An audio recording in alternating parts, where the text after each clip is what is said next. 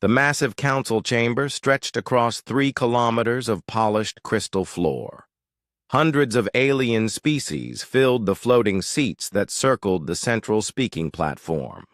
Light from distant stars filtered through the transparent dome overhead, casting rainbow patterns across the assembly.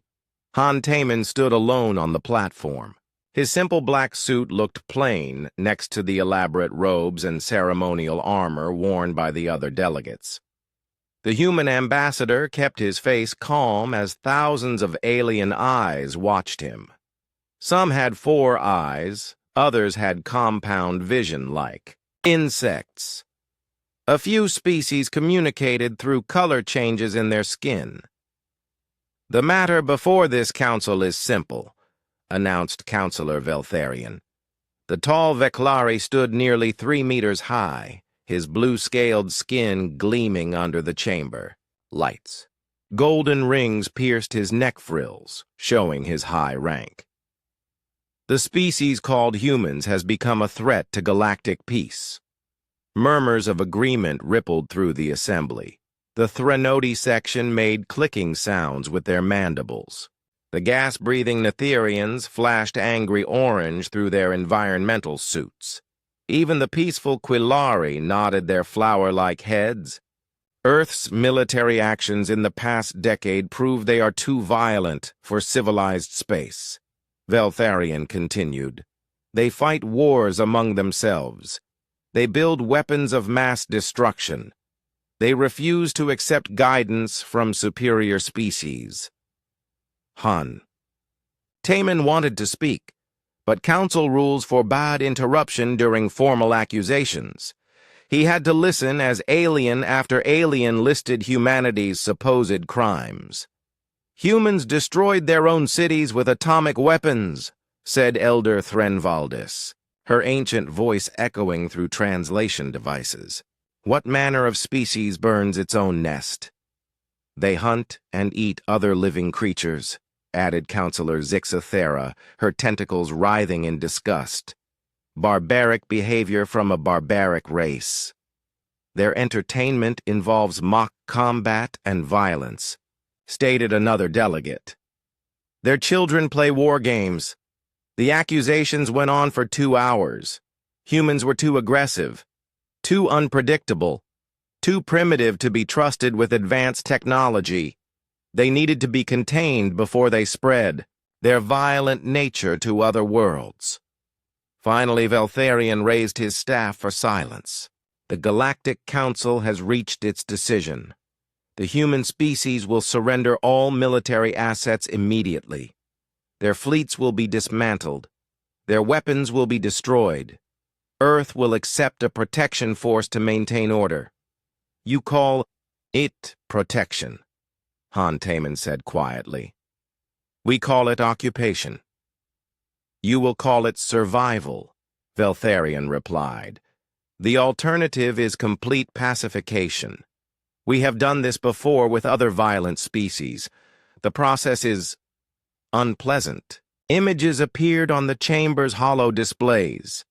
Dead worlds with empty cities, broken starships floating in space, species reduced from billions to thousands, living in carefully controlled reserves. "The Korthans refused our guidance," Veltharion explained. "They believed their military could resist the Council's judgment. You see the result." Han Taman studied the images without showing emotion. The Korthans had been a proud warrior race. Now their homeworld was a museum, their survivors living in zoos for peaceful species to observe. "The Valdris also chose defiance," another counselor added. "Their rebellion lasted 6 months. We were merciful and allowed 10% of their population to survive." More images flashed across the displays. Shattered monuments, empty spaceports, children in containment facilities learning to suppress their natural instincts. "This is your mercy?" Han Taman asked. "This is our justice," Veltharion answered. Violent species cannot be allowed to threaten galactic harmony.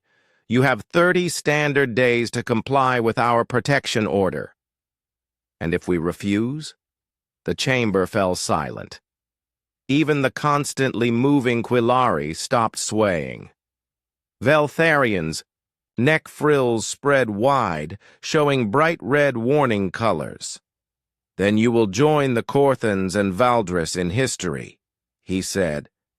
The council has spoken. The decision is final. Han Taman nodded slowly. He touched his communication device and spoke, in clear English. Control, this is Ambassador Han. The vote has concluded. Result is as expected. Understood, Ambassador, came the reply. Shall we proceed with the prepared response? Affirmative. Send the message. Veltharian frowned. His translator struggled with the human language, but the tone seemed wrong. Too calm. Too controlled. What message? The Veklari demanded. Han Taman smiled for the first time since entering the chamber.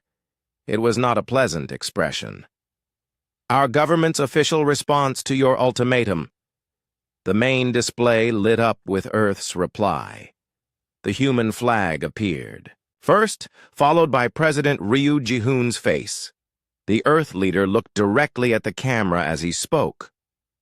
To the Galactic Council, the president began, we have received your demand for surrender. After careful consideration by our military leadership, our elected representatives, and our people, Earth's answer is simple. We respectfully decline. Laughter erupted throughout the chamber.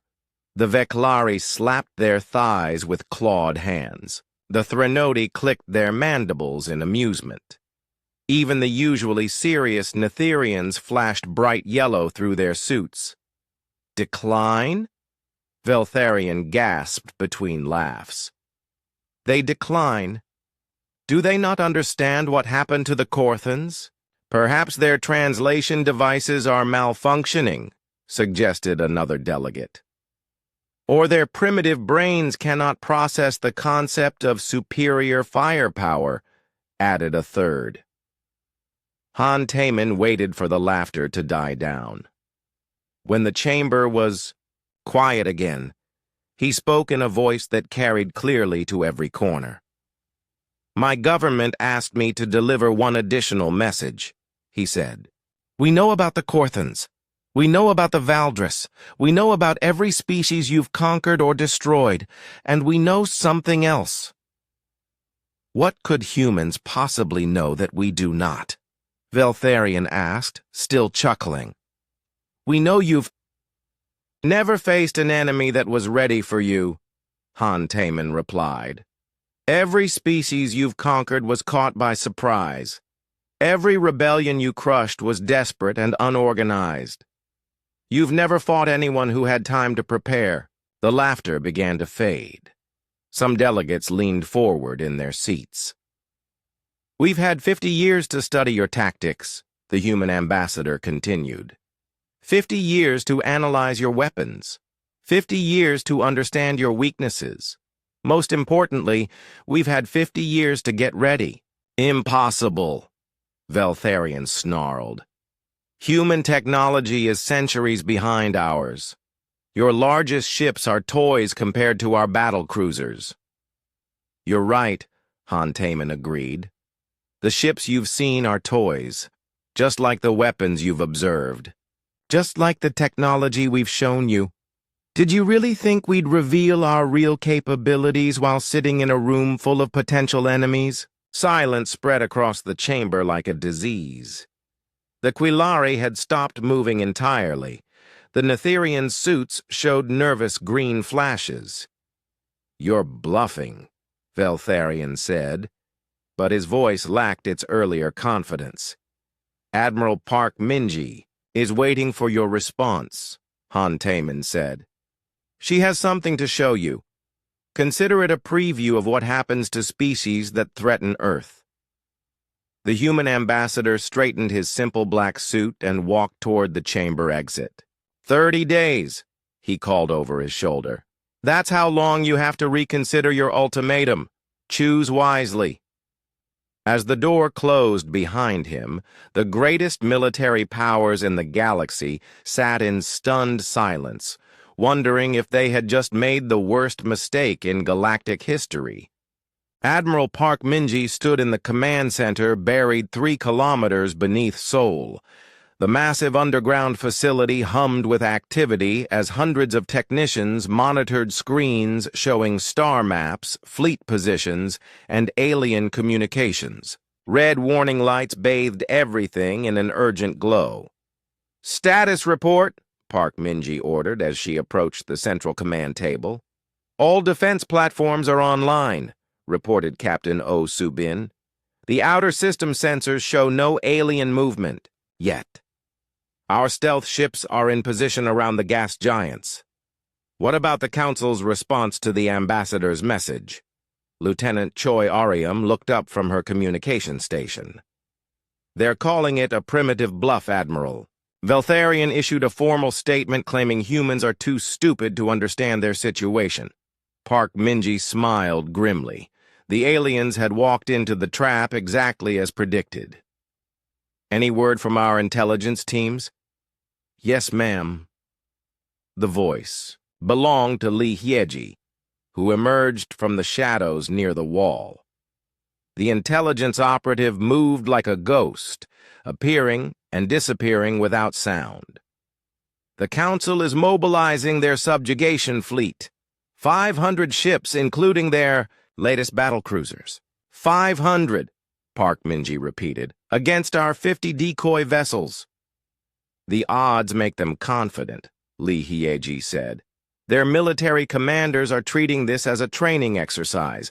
They expect to finish us in a few hours." On the main display, images appeared of the alien fleet assembling near Veclari space. Massive ships the size of cities floated in perfect formations. Their hulls gleamed with advanced armor that could withstand nuclear explosions. Energy weapons powerful enough to crack moons sprouted from every surface. "Impressive," admitted Dr. Kim Seonho as he joined the group. The elderly scientist looked tired but excited. "If we were still using conventional weapons, those ships would be unstoppable." "But we're not using conventional weapons, are we, Doctor?" Park Minji asked. Kim Seonho grinned. "The quantum torpedo array is fully charged.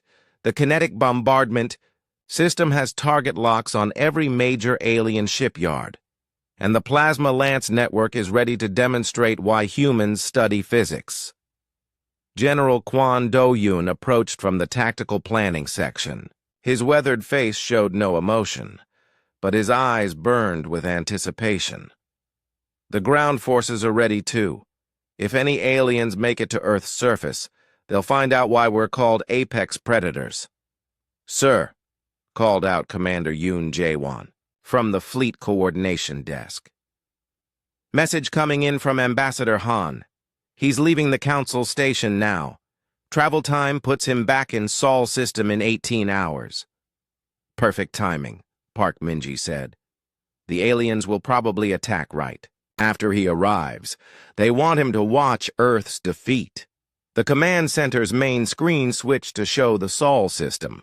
Earth floated peacefully in the center, surrounded by its moon and the usual traffic of cargo ships and passenger vessels. Everything looked normal and defenseless, but looks were deceiving. Hidden among the asteroid belt, nearly 200 human warships waited in complete silence. Their hulls were coated with stealth materials that absorbed scanner beams. Their power systems ran at minimal levels to avoid detection. To alien sensors, they appeared to be nothing more than floating rocks. "How many aliens know about our real fleet?" Park Minji asked. "None," Li Hyeji replied confidently. "Every piece of intelligence they have comes from carefully planned leaks. They think our entire Space Force consists of 50 outdated patrol boats." "And our weapons technology?" Dr. Kim Seonho pulled up technical displays showing human and alien equipment side by side. They believe we're still using chemical rockets and fusion bombs. They have no idea we've been reverse engineering their technology for decades. The scientist's fingers danced across his control pad, bringing up classified files. Remember the Veclari trade mission 12 years ago? We got complete scanner readings of their battle cruiser's hull composition. The Threnody Cultural Exchange. 5 years ago? We mapped their shield generators down to the molecular level. Every alien who visited Earth was carrying advanced technology, added Lee Hyeji. Their personal devices, their environmental suits, even their jewelry. We scanned everything. And they were so arrogant they never bothered to hide anything, General Kwon Do-yun noted. They assumed we were too primitive to understand what we were seeing. Park Min-ji nodded.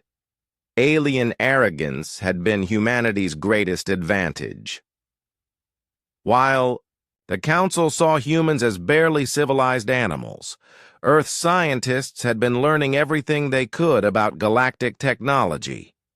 Sir, interrupted Major Im Sang-yuk from the Marine Command Station, the aliens are broadcasting their departure from Veclari space. ETA to Sol system is 36 hours.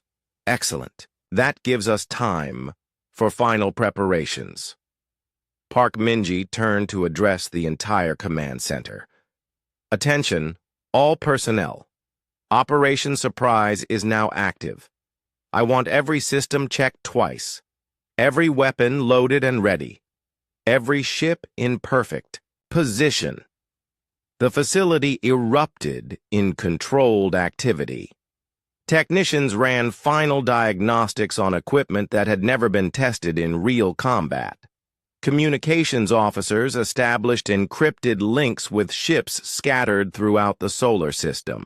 Weapons specialists armed devices that most aliens thought were impossible. Admiral, said Dr. Kim Seon-ho quietly, there's something you should know about our new weapons. What's that, Doctor? They're considerably more powerful than we originally calculated. The quantum torpedoes in particular. He paused, looking slightly worried. We may have over-engineered them. How over-engineered? Each torpedo has roughly 10 times the destructive force of the aliens' main ship-killer missiles. Our kinetic weapons hit with the force of small asteroids. And the plasma lances... He shook his head. Let's just say we might want to aim carefully. Park Min-ji considered this information. Will our own ships be safe? As long as they stay. Outside the minimum firing range, yes, but any alien vessel that takes a direct hit will simply cease to exist. Good, the Admiral said coldly. The Council wants to see human capabilities. Let's give them a demonstration they'll never forget. On the main screen, tracking data showed the alien fleet moving steadily toward Sol's system. 500 ships filled with confident crews who had never known defeat. Warriors from species that had conquered dozens of worlds without serious resistance. They had no idea they were flying into the most sophisticated trap in galactic history. Admiral, reported Captain O. Subin, long-range sensors detect the alien. Advance force. 3 scout ships moving ahead of the main fleet. Let them come, Park Min-ji ordered. We want them to see our decoy fleet and report back that everything looks normal. The alien scouts would find exactly what they expected. 50 human ships in defensive positions around Earth. Old designs with visible weapon ports and conventional engines. Ships that looked threatening to primitive species but laughable compared to galactic military hardware. The scouts would never detect the real human fleet, silent and invisible among the asteroids. They would never imagine that Earth's true weapons were hidden on platforms that looked like mining stations and communication satellites. Time to the main alien fleet? Park Min-ji asked. 34 hours and counting, Admiral. Then we wait, she said. And when they arrive, we show the galaxy. What happens when you threaten humanity?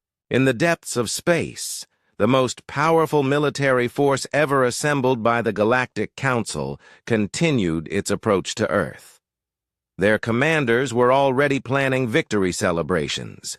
Their crews were betting on how quickly the humans would surrender. None of them knew they were about to become the first victims of humanity's true power. Fleet Commander Zethkral relaxed in his command chair aboard the massive battlecruiser Dominion's Edge. The Viklari officer's scales showed the deep blue color of supreme confidence as he watched the tactical display.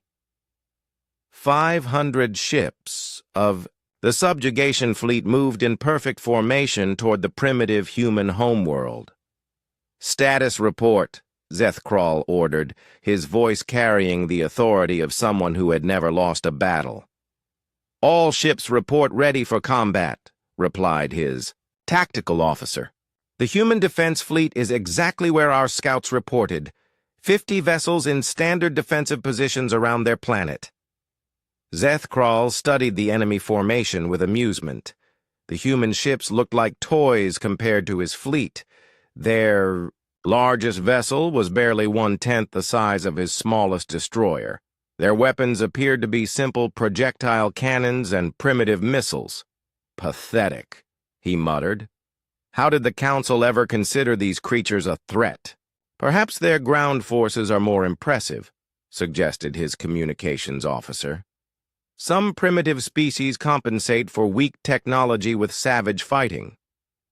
"It won't matter," Zethkral replied. "We'll destroy their fleet from maximum range. They'll never get close enough to board our ships." The alien fleet had entered the outer edge of the Sol system. Ahead of them lay the asteroid belt, a collection of rocky debris that primitive species like humans used for mining operations. Beyond that waited Earth, hanging like a blue jewel in the darkness. "Sir, we're receiving a transmission from the human fleet," reported the communications officer. "Put it through," Zethkral said, expecting to hear a surrender offer. The main screen lit up with the image of a human female in a dark blue uniform. Her face showed no fear, only calm determination. Behind her, the bridge of her ship bustled with activity. "I am Admiral Park Minji of the Earth Defense Force," she said in accented but clear galactic standard. "You are trespassing in Sol system. Turn around now and leave peacefully." Laughter erupted across the bridge of the Dominion's Edge. Even the normally serious Threnody officers clicked their mandibles in amusement. "Did she just threaten us?" asked the tactical officer. "I believe she did," Zethkral replied, wiping tears from his compound eyes. "Human, you are outnumbered 10-1. Your weapons are centuries behind ours. Surrender now and your people will be allowed to live as our servants." Park Minji's expression didn't change. "I'll give you one more chance to withdraw. This is your final warning." "Or what?" Zethkral demanded. "You'll throw rocks at us?" "Something like that," the human admiral replied, and cut the transmission. "Arrogant to the end," Zethkral said. "All ships, advance to attack formation. Target their command vessel first. I want that human female to watch her fleet die before we finish her." The subjugation fleet accelerated toward the asteroid belt. Their massive engines lit up space like newborn stars. Energy weapons charged with enough power to vaporize mountains. Shield generators hummed to life, ready to deflect any desperate human attacks. They never noticed the asteroids beginning to move. Hidden among the rocky debris, Admiral Park Minji watched the alien fleet approach on her ship's tactical display. The Soul's Fury drifted silently next to what appeared to be a large metallic asteroid. In reality, it was one of Earth's new stealth platforms, bristling with weapons the aliens couldn't even imagine. "Range to target?" she asked quietly. 15 million kilometers and closing, reported her weapons officer. "All ships report ready to engage." "Remember the plan," Park Minji said over the fleet communication channel. "Let them get deep into the belt before we spring the trap. We want their entire fleet committed." Around her, nearly 200 human warships waited in perfect silence. Their hulls were coated with materials that absorbed scanner beams and radar signals. Their heat signatures were masked by the warm asteroids surrounding them. To alien sensors, they were invisible. The alien fleet pushed deeper into the asteroid belt, confident in their superiority. Their commanders joked about the ease of their victory. Their crews prepared boarding parties to capture human survivors for questioning. "Distance to Earth?" Zethkral asked. 80 million kilometers, his navigator replied. "The human defense fleet is holding position near their moon." "Cowards," the fleet commander sneered. "They're hoping we'll waste ammunition on their decoy ships before engaging their real fleet." If only he knew how right he was. "Sir," called the tactical officer, "I'm reading some unusual energy signatures from the asteroid field." "Mining equipment," Zethkral said dismissively. "Humans are always digging for resources. Ignore it." The energy signatures were actually the charging systems of humanity's most advanced weapons. Quantum torpedo launchers that could punch through any known armor. Plasma lance arrays that burned hotter than stellar cores. Kinetic bombardment systems that accelerated projectiles to near-light speed. "Range to optimal firing position?" Park Minji asked. 5 million kilometers, her tactical officer replied. "All targets locked and confirmed." "Signal all ships. Prepare to engage on my mark." Throughout the asteroid field, human crews made final preparations. Weapons powered up to full charge, targeting systems locked onto alien vessels, stealth systems prepared to shut down and reveal the true size of Earth's fleet. "Sir," the alien tactical officer said with growing concern, "those energy signatures are getting stronger, and there are a lot more of them than I initially detected." Zethkral frowned. Something felt wrong, but he couldn't identify what. His fleet was already committed to the attack run. The human ships ahead looked helpless and outnumbered. "Maintain course," he ordered. "All ships, prepare to fire on the human fleet." That was exactly what Admiral Park Minji had been waiting to hear. "All ships," she broadcast. "This is Admiral Park. Execute Operation Surprise. Fire at will." The asteroid field exploded into motion. Chunks of rock that had drifted peacefully for millions of years suddenly revealed themselves as human. Warships, stealth systems shut down, exposing hull after hull of sleek, deadly vessels. But the ships were only the beginning. Hidden platforms throughout the asteroid belt opened fire simultaneously. Quantum torpedoes streaked toward alien vessels like blue lightning. Plasma lances cut through space in brilliant orange beams.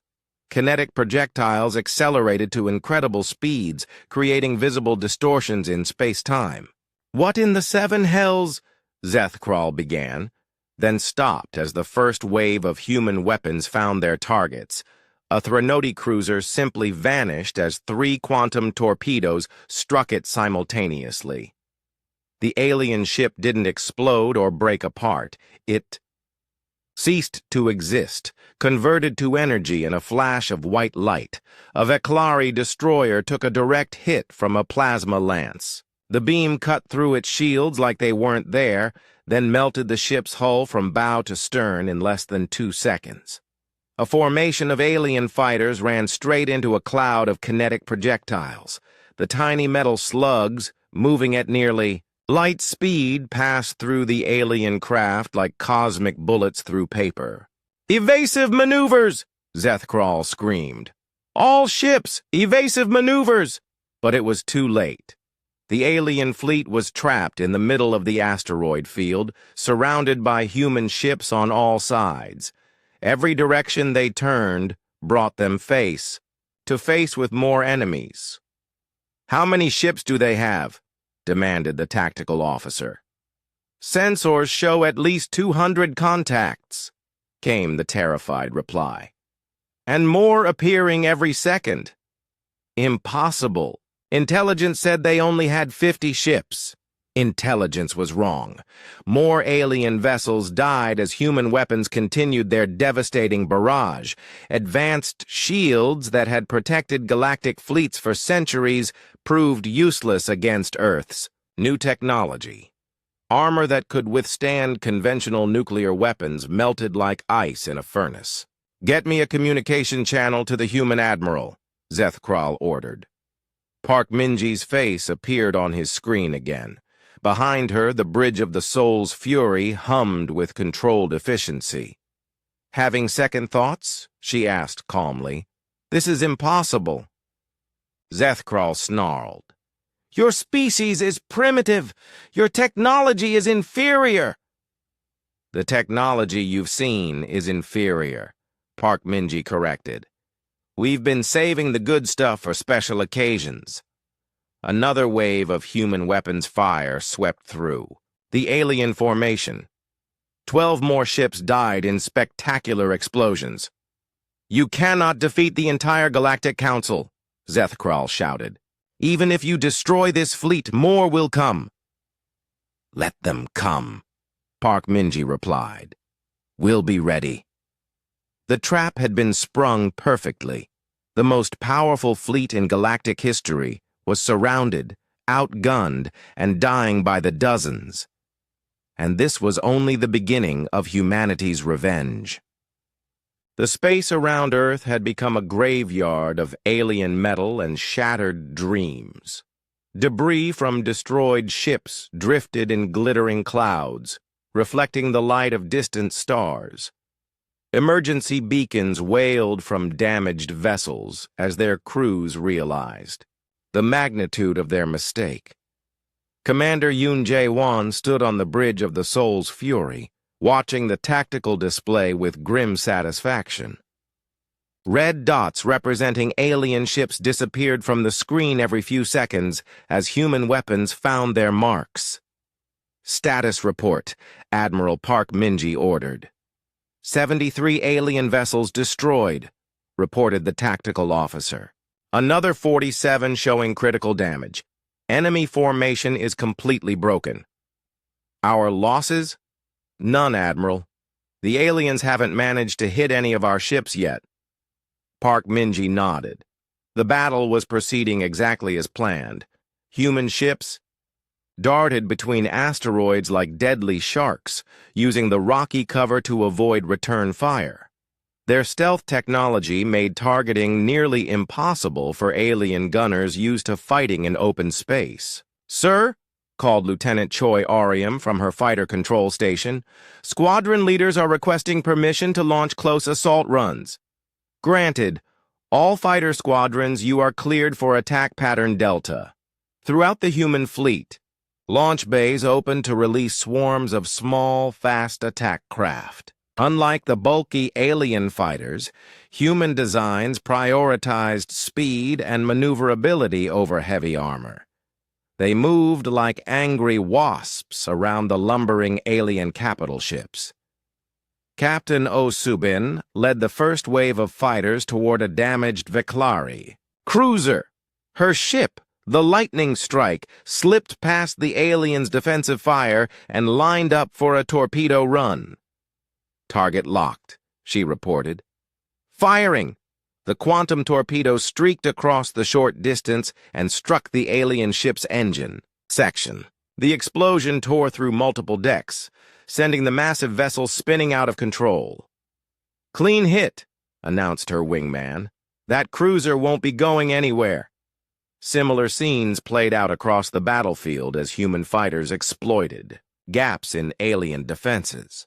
Ships that had terrorized entire star systems found themselves helpless against Earth's swarming attack craft.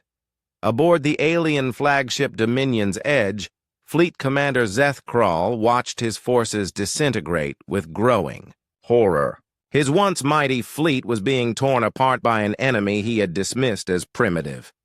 "Engineering report," he demanded. "Forward shields at 30%, came the panicked reply. "Hull breaches on decks 7 through 12. Main weapons offline." What? About the other ships? "The Eternal Glory has lost all power. The Star Crusher is drifting with no life support. The Void Hunter just disappeared." Zeth Kral's scales had turned pale yellow, a Veclari sign of extreme fear. This wasn't a battle, it was a massacre. His ships were being destroyed faster than his crews could react. "Get me a channel to all remaining vessels," he ordered.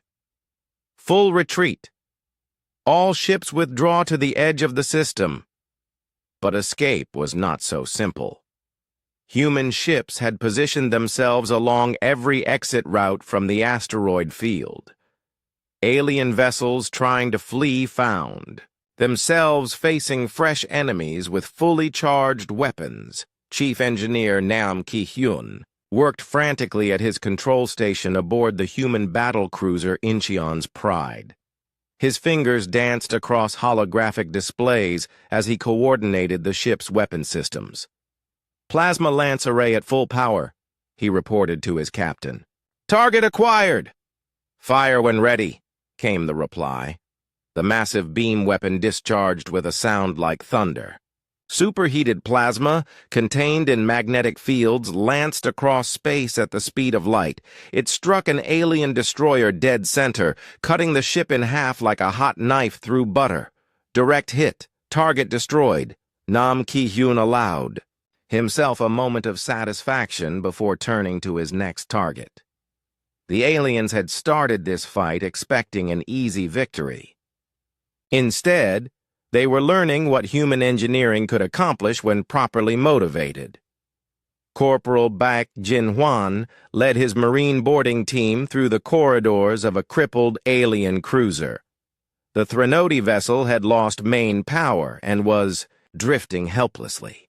Its crew had called for mercy, but Admiral Park had ordered the ship secured for intelligence gathering. "Movement ahead," whispered Private Song from the point position. "Looks like surviving crew members." "Rules of engagement remain in effect," Jin-hwan reminded his team. "Anyone who surrenders is to be treated according to galactic law. Anyone who resists gets to find out why humans are apex predators." The boarding team advanced carefully through the alien ship's twisted corridors. Emergency lighting cast eerie shadows on walls designed for insectoid physiology. The air tasted strange through their helmet filters, filled with alien pheromones and the smell of burned electronics. They found the surviving Threnody crew huddled in what appeared to be their bridge. The insect-like aliens clicked their mandibles nervously as the humans approached. Their compound eyes reflected the lights from human weapons. "We surrender," their leader managed in broken galactic standard. "Please, mercy." "You'll get more mercy than you showed the Korthans," Jin-hwan replied coldly. "Hands where we can see them. All of them." The aliens complied, raising their forearms in the universal gesture of surrender. They would live to see their homeworld again, which was more than they had planned to offer humanity. Back on the main battlefield, the carnage continued. Major Im Sang-yuk coordinated ground-based defenses from his command bunker on Luna. Giant mass drivers hidden in the moon's craters launched projectiles at alien ships trying to approach Earth. Target the big one, he ordered his gunnery teams. The one with all the fancy decorations.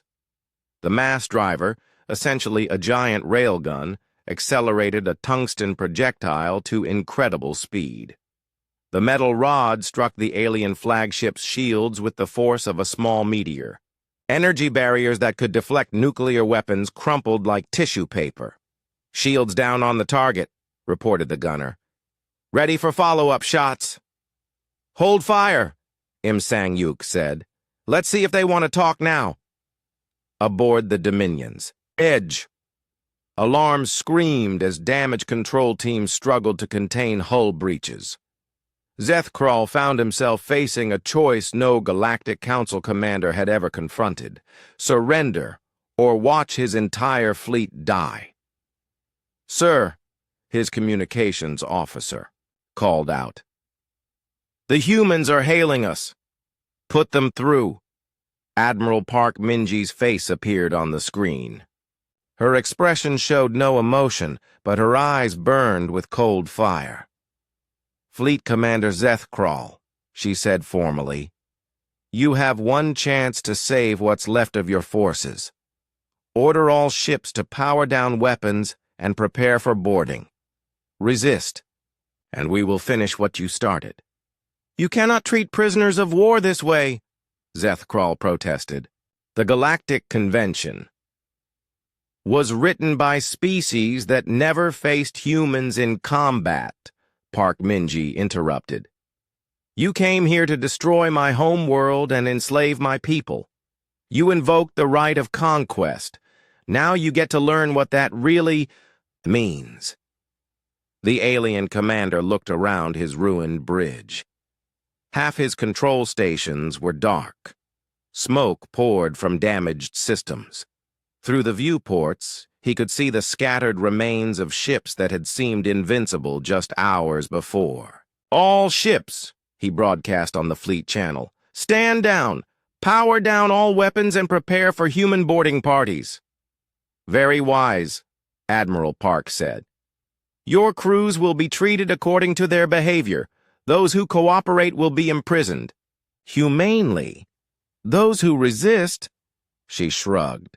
"Well, you've seen what our weapons can do." As alien ships throughout the system began shutting down their weapon systems, Park Minji allowed herself a small smile. The first phase of humanity's retaliation was complete.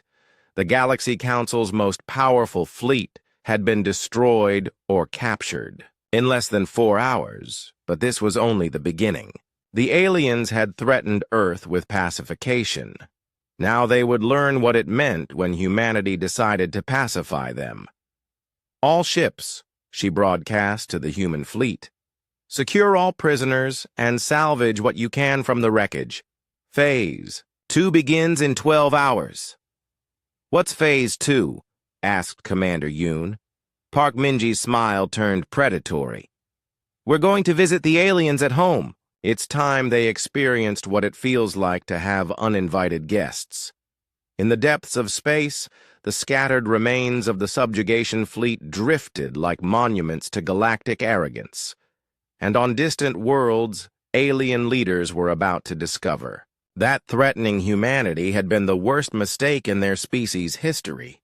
The news of the subjugation fleet's destruction spread across the galaxy like wildfire.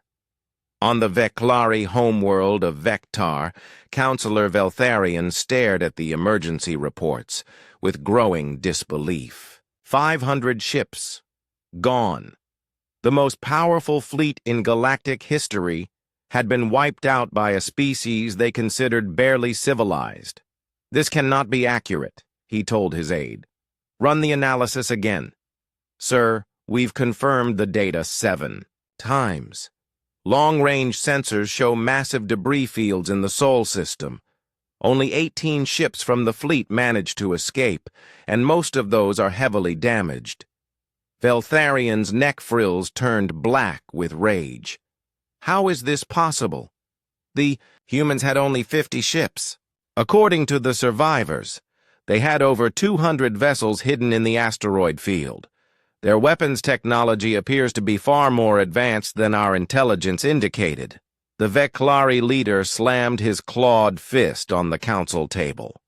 50 years! For 50 years we've been monitoring their progress. How did they hide this from us? He would never get an answer to that question.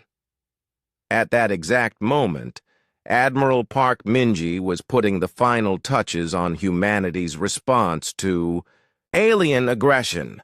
Operation Homecoming is approved, she announced to the assembled fleet commanders. We launch in 6 hours. The briefing room aboard the orbital station New Geneva held the finest military minds Earth had ever produced.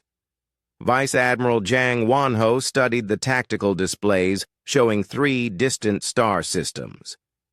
Captain Song Yuna reviewed intelligence, reports on alien defenses. Major Im Sang-yuk coordinated ground assault plans. Remember, this is not a war of conquest, Park Minji emphasized. This is a demonstration. We want the galaxy to understand that humanity will not tolerate threats against our homeworld. Target priorities? Asked Yang Wonho. The Veclari home system first. They were the primary architects of the ultimatum. Captain Song will take the second fleet to the Threnody colonies. Major Im's forces will handle the Netherian mining worlds. The plan was elegant in its simplicity. 3 human fleets would appear simultaneously at major alien worlds, not to destroy them, but to show that Earth could strike anywhere in the galaxy with impunity. What about their defense fleets? Song Yuna asked.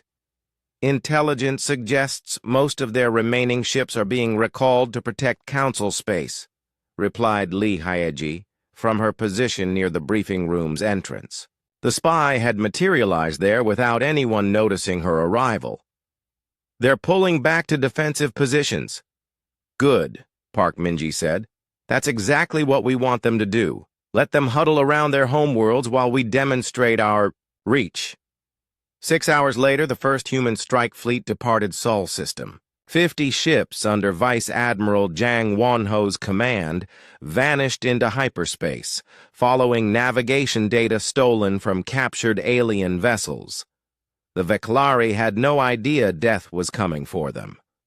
Jang Wonho stood on the bridge of his flagship Pusans. Vengeance as the fleet dropped out of hyperspace at the edge of the Vectar system. Before them lay the heart of the Veclari Empire, 3 inhabited planets orbiting a brilliant blue star. Sensors show 24 defense platforms and 16 patrol ships, reported his tactical officer. No sign they detected our approach. Perfect. All ships advance to attack formation. Remember, we're here to send a message, not commit genocide. The human fleet accelerated toward the inner system. Their approach triggered every alarm on every alien monitoring station. Within minutes, the peaceful Veclari worlds were in complete panic. Unknown ships approaching at high speed, screamed the controller at Orbital Defense Station 7. Configuration matches the vessels that destroyed the subjugation fleet. Impossible, replied the station commander. This system is 200 light-years from Earth. How could they travel so far so quickly? The answer was humanity's greatest secret. Stolen alien navigation technology, improved with human engineering. While the Galactic Council used hyperspace, routes that took weeks to traverse, human ships could cross the same distances in days. Sir, they're hailing us, the communications officer reported. Put them through. Vice Admiral Jang Wonho's face appeared on every screen in the system. His expression was calm but determined as he delivered humanity's ultimatum. People of Vectar, this is the Earth Defense Force. Your leaders issued demands for our surrender. We have come to discuss terms for yours. The alien commander's scales flushed deep red. You dare threaten the Veclari homeworld? Our defense fleet will...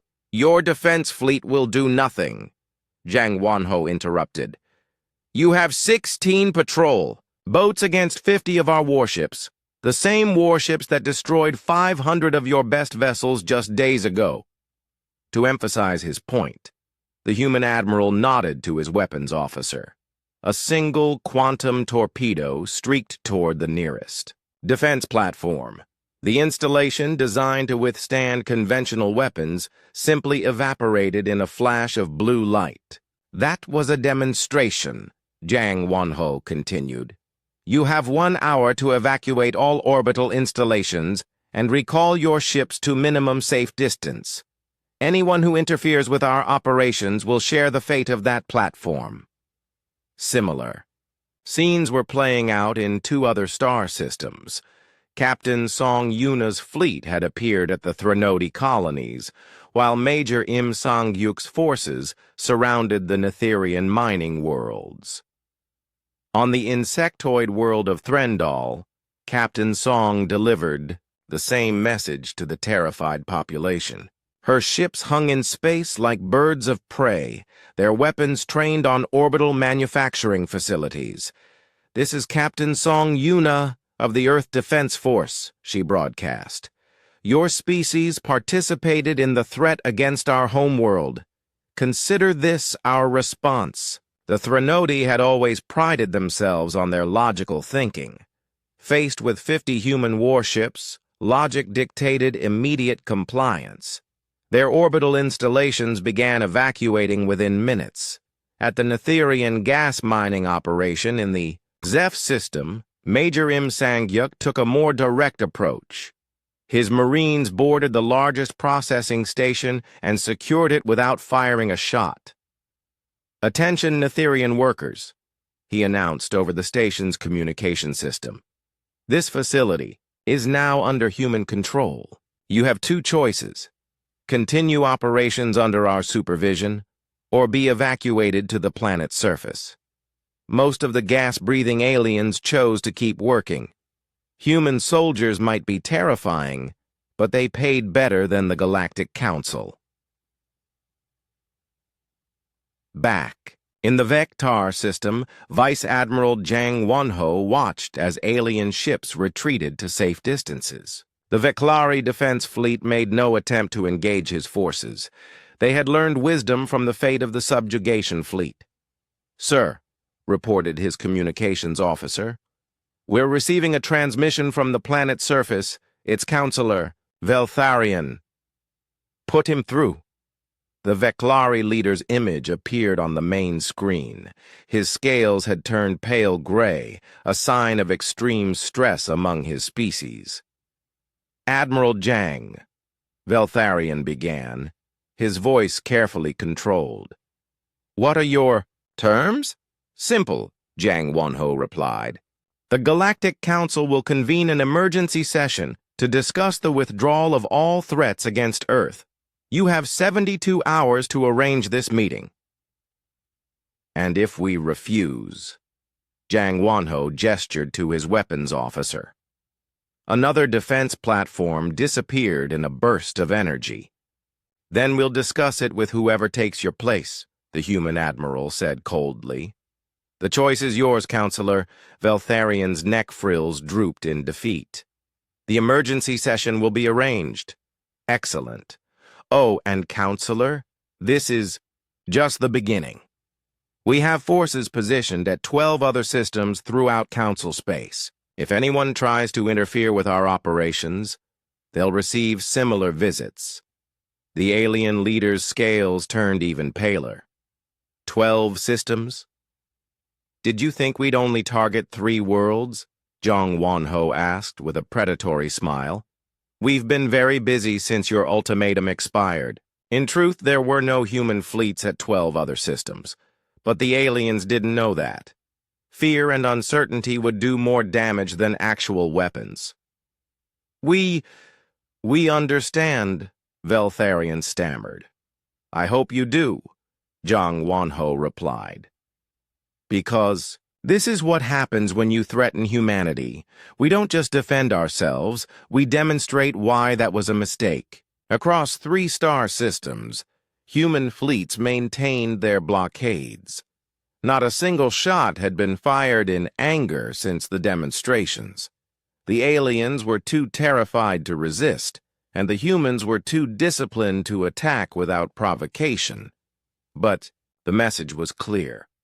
Earth would no longer tolerate threats from anyone. The galaxy's former masters were about to become students in a very painful lesson about the consequences of human anger. All fleets report positions secure, Jang Wonho announced to Admiral Park back on Earth. The aliens are calling for an emergency council session. Excellent, came the reply. Maintain your positions and await further orders. The real negotiations are about to begin. The counterstrike had succeeded beyond all expectations. Within 72 hours, the species that had ruled the galaxy for millennia would be begging for mercy from the primitive humans they had tried to conquer. The emergency session of the Galactic Council convened in chaos.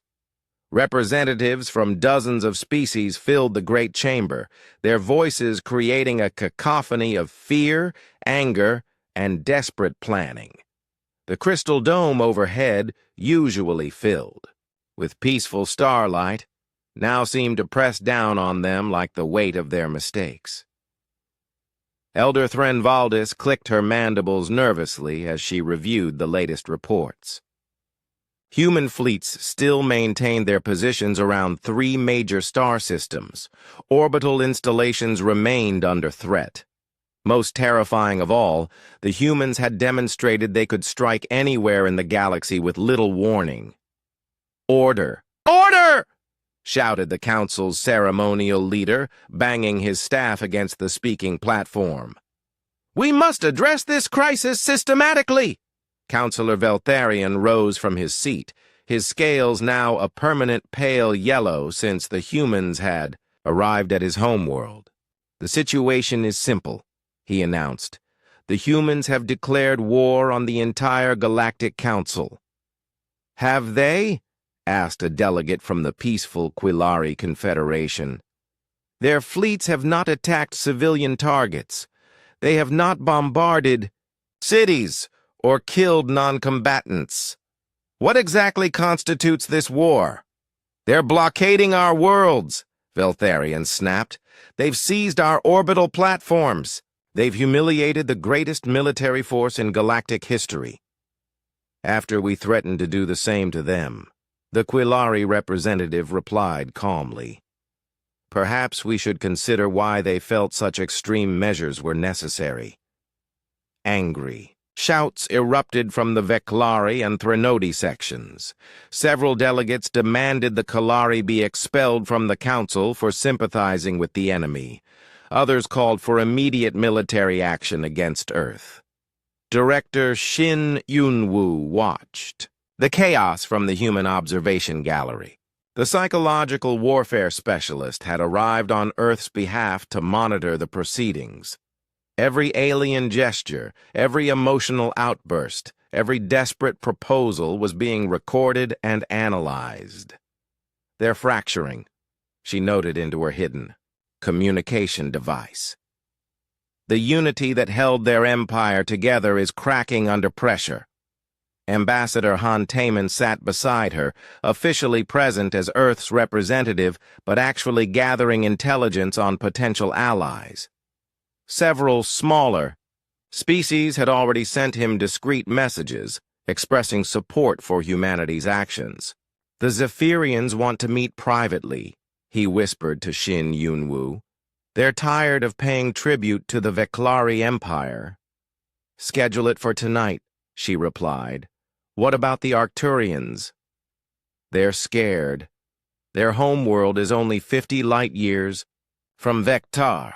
They think they'll be next if the humans decide to expand their operations. On the main floor, Elder Threnvaldis called for silence. We must face facts, she announced. The humans possess technology and capabilities we severely underestimated. Our standard military responses have proven inadequate. Then we escalate, declared General Korthok of the Netherian War Fleet. Mobilize every ship in Council space. mass our entire military force and strike Earth directly. With what ships? Asked another delegate. Half our fleets are needed to defend our own worlds from human attack. The other half are too damaged or demoralized to be effective. The truth was becoming clear to everyone in the chamber. The Galactic Council's military power had been built on the assumption that no single species could challenge their combined might. The humans had shattered that assumption in less than a week. We could activate the ancient protocols, suggested a Veclari, military advisor. Unleash weapons that have been banned for 10,000 years. The chamber fell silent. The ancient protocols referred to doomsday weapons from the galaxy's early wars. Planet killers, star breakers, devices that could sterilize entire systems. They had been outlawed after nearly destroying galactic civilization. You're talking about genocide, said the Quillari delegate. I'm talking about survival, the advisor replied. The humans have proven they can destroy our fleets and strike our worlds at will. How long before they decide to eliminate us entirely? Ambassador Han stood up in the observation gallery. May I address the council? All eyes turned to him. The chamber that had laughed at his previous warnings now watched him with fearful attention. Honorable delegates, he began, I couldn't help but overhear your discussion of the ancient protocols. Humans have no business listening to our private deliberations, Veltharion snarled. Nothing is private when you're discussing the extermination of my species, Han replied calmly. But please, continue. Activate your doomsday weapons. See how that works out for you. Are you threatening us again? Demanded General Korthak. I'm educating you, Han said. You still don't understand what you're dealing with. You think this is about military superiority or advanced technology. It's not. He gestured to the chamber around them. This is about the fundamental difference between our species. When threatened, you hold meetings, you form committees, you debate protocols. When threatened, humans adapt, improvise, and strike back. Your point? Elder Threnvaldus asked. My point is that you're sitting here arguing about weapons that might work against us while we're already 3 steps ahead of you. Do you really think we didn't plan for the possibility that you'd escalate? The chamber erupted in angry voices again, but underneath the noise, Han could hear something else. Uncertainty. The aliens were beginning to realize they might have awakened something they couldn't control. What do the humans want? Asked a small voice from the Centaurian delegation. The question cut through the chaos like a blade. Everyone turned to look at the tiny, herbivorous delegate who had spoken. What do you want? The Centaurian repeated, looking directly at Ambassador Han. You've demonstrated your power. You've proven your point. What are your terms for ending this? Han smiled. It was the first reasonable question anyone had asked since the crisis began. Earth's terms are simple, he said. The Galactic Council will formally withdraw its ultimatum. All threats against human worlds will cease immediately. The Council will recognize Earth as a sovereign species with equal rights to any other civilization. Impossible, Veltharion shouted. Humans are too primitive to— Counselor, Han interrupted. With respect, your opinion on human capabilities has proven somewhat unreliable. Nervous laughter rippled through the chamber. Even some of the more militant delegates seemed to appreciate the understatement. There's more, Han continued. The Council will pay reparations for the unprovoked attack on our system. You will provide technological and medical aid to species you've conquered or oppressed. And you will establish a new governing structure that gives all species equal representation. You're demanding the dissolution of the Council itself, Elder Threnvaldus observed. We're demanding the creation of a better one, Han corrected. one based on cooperation rather than domination. And if we refuse? General Korthak asked. Han shrugged. Then our fleets will continue their current operations. We have supplies for several months. Our blockades can be maintained indefinitely. How long can your economy survive without access to their orbital infrastructure? The answer was not long at all. The Veklari homeworld was already experiencing shortages of manufactured goods. The Threnody colonies had lost access to their primary food processing facilities. The Netherian mining operations were under direct human control. "You're holding our entire civilization hostage," Veltharion accused. "We're offering you a choice," Han replied. "Accept our terms and begin building a better galaxy for everyone. Or continue fighting and discover just how much damage an angry human species can inflict." The chamber fell silent as delegates considered their options. They could try to fight, but the humans had proven their military superiority. They could try to wait out the blockades, but their economies would collapse first. They could activate ancient weapons, but that would likely unite every species in the galaxy against them. "How long do we have to decide?" asked Elder Threnvaldis. "Our fleets will maintain their positions for 72 hours, Han said. "After that, we'll assume you've chosen to continue hostilities and act accordingly." "What does that mean?" demanded General Korthak. Ambassador Han's smile turned cold. "It means you'll find out why Earth's nickname in our own language is the world that fights back."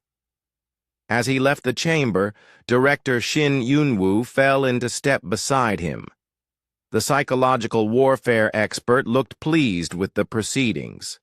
"How do you think they'll respond?" she asked. "They'll accept our terms," Han said confidently. "They're terrified. Their military is broken and their economy is crumbling. They have no other choice." "And if they don't?" Han's expression darkened.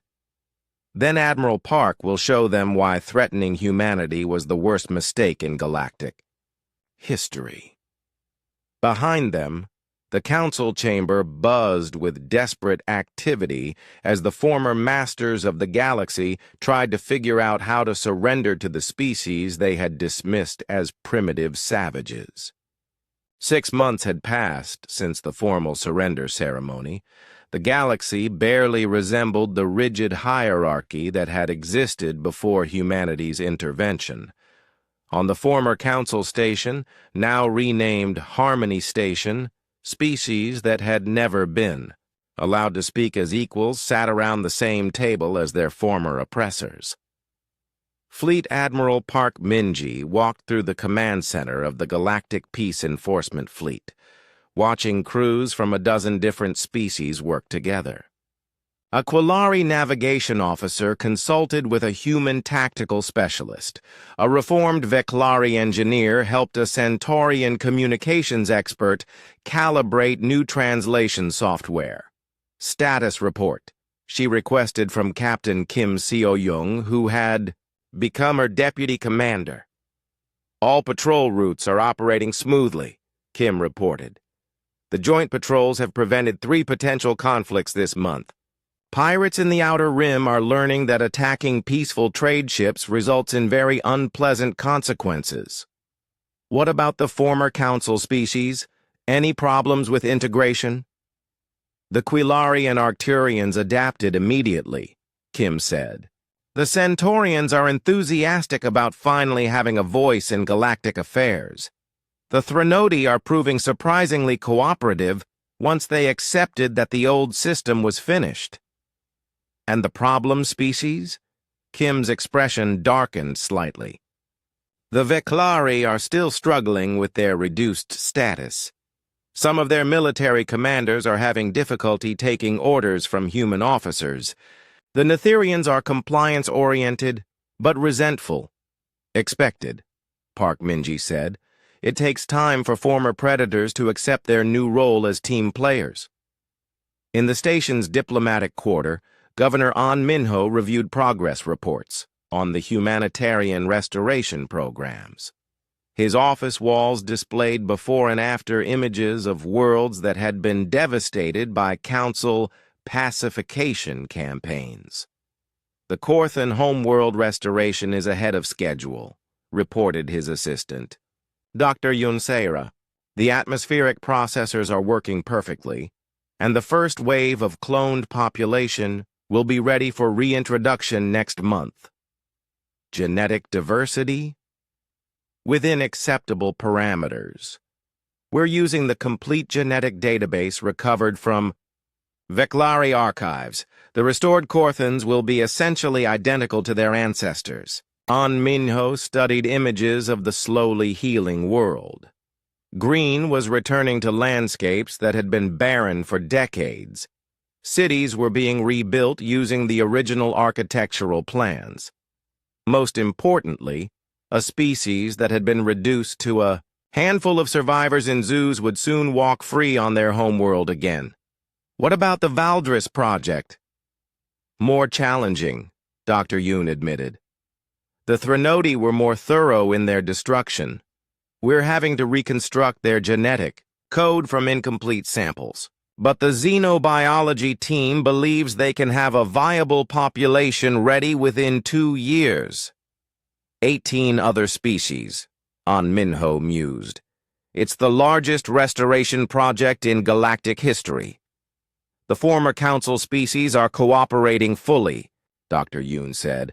They're providing technological assistance, historical records, and funding. Fear is a powerful motivator. On the education front, the changes were equally dramatic. In classrooms across the galaxy, alien children learned new lessons about cooperation, justice, and the consequences of aggression. On Vectar, young Veclari, students studied holographic displays showing the destruction of the subjugation fleet. Their teacher, a reformed council officer named Sub-Commander Kelthara, explained the lesson with careful precision. The humans possessed superior technology and tactics, she said, but that was not the primary reason for their victory. A student raised her claw. What was the primary reason, teacher? Motivation, Kelthara replied. The council fleet fought for conquest and glory.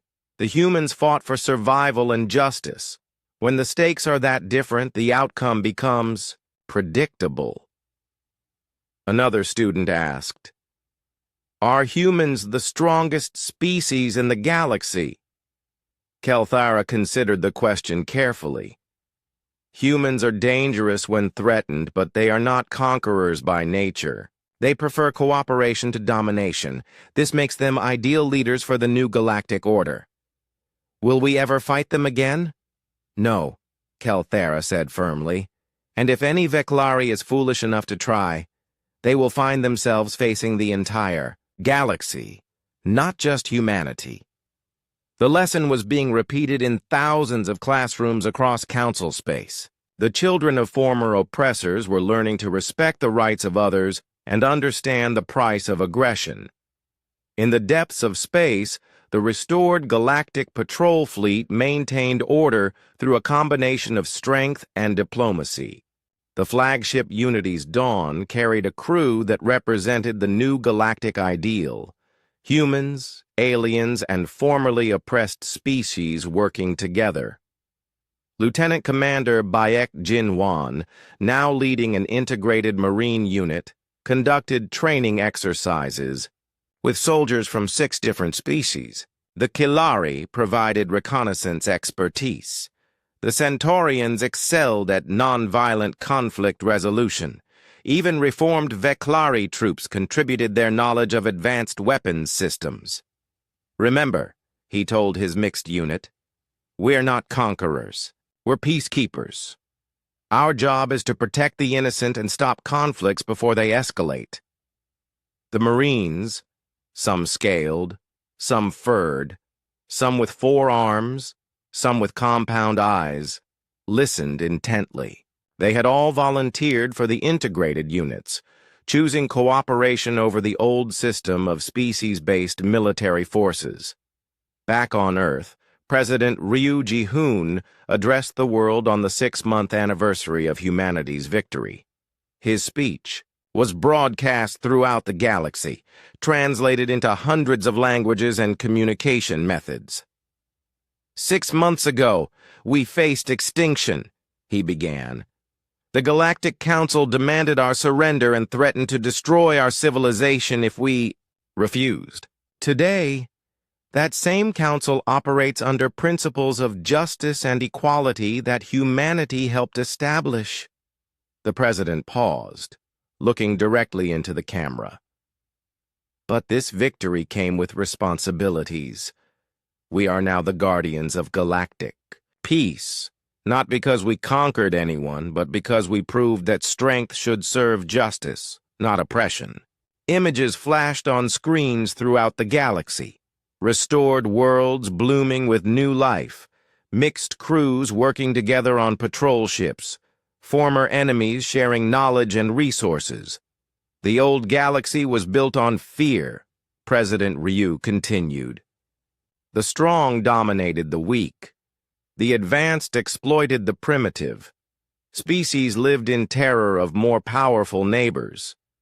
That galaxy is gone forever. On distant worlds, alien leaders watched the human president's speech with a mixture of respect and lingering fear. They had learned that humanity could be merciful victors, but they remembered the destruction of the subjugation fleet. The new galaxy is built on cooperation, President Ryu said. Every species has value. Every world deserves protection.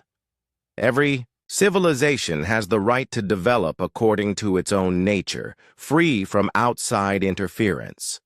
In the Threnody colonies, Elder Threnvaldis watched the speech from her retirement home. The ancient leader had stepped down from active politics after the surrender, but she remained influential among her people. The humans kept their word, she told her aide. They could have enslaved us all, but instead they chose to heal the galaxy. Do you regret the Council's decision to threaten them? The aide asked. Threnvaldis's mandibles clicked thoughtfully. I regret the suffering we caused, but perhaps it was necessary. Perhaps the galaxy needed to be broken before it could be rebuilt properly. The speech continued with President Ryu outlining humanity's vision for the future. Advanced medical technology would be shared freely. Educational exchanges would promote understanding between species. The Galactic Peace Enforcement Fleet would protect trade routes and respond to natural disasters. Some ask why humanity doesn't simply rule the galaxy, the president said. The answer is simple. We never wanted to rule anyone. We wanted to be left alone to develop in peace. When that peace was threatened, we defended ourselves. Now that the threat is gone, we want to help build something better. Captain Song Yuna, now commanding a mixed patrol fleet in the Outer Rim, listened to the speech while reviewing reports from her sector. 3 potential conflicts had been resolved through mediation this week. Pirate activity was down 70% since the new patrols began. Trade was flowing freely between species that had been enemies for centuries. Ma'am, reported her Quillari communications officer, we're receiving a distress call from the Zephyr system. A cargo vessel has suffered engine failure. Set course for their position, Song ordered, and dispatch a message to Zephyr Control. Let them know we're responding. This was the new reality. Instead of conquest fleets bringing subjugation, rescue, ships brought aid. Instead of tribute payments flowing to dominant species, resources were shared based on need. President Ryu's speech reached its conclusion. 6 months ago, the galaxy learned what happens when humanity is threatened. Today, the galaxy is learning what happens when humanity is allowed to help. The choice was always yours. We're glad you chose wisely. As the transmission ended, Ambassador Han Taman prepared for another day of diplomatic work. His office on Harmony Station was busy with representatives from newly liberated species, all eager to participate in the galaxy's reconstruction. "Sir," announced his secretary, "the Kelvaran delegation has arrived for